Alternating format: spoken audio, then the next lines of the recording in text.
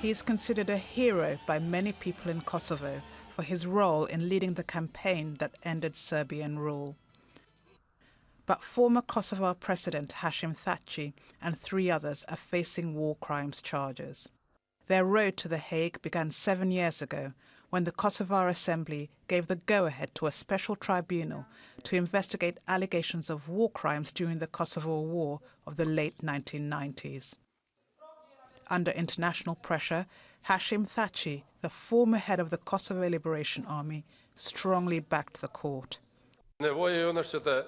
We need to clear our names of this unfair and unnecessary labelling of the Kosovo Liberation Army.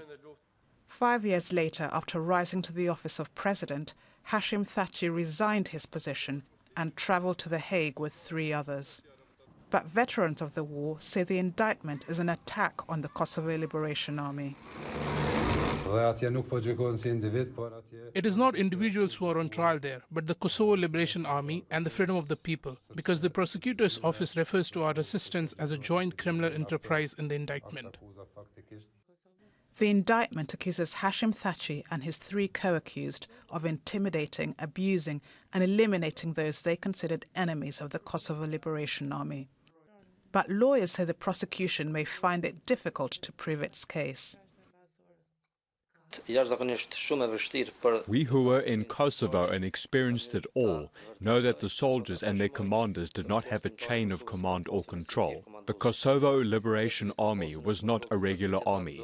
In many settlements, the locals organized themselves to defend their homes and had nothing to do with the KLA. There's support at home for the former Kosovo Liberation Army leaders on trial, and a campaign to support them has been launched. We will not affect the legal proceedings, nor do we want to, but we want to provide moral support to those who are in The Hague, tell them they're not forgotten and that Kosovo supports them in this challenge.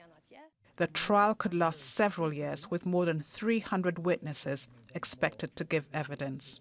The accused have pleaded not guilty. Barbara Angopa, Al Jazeera.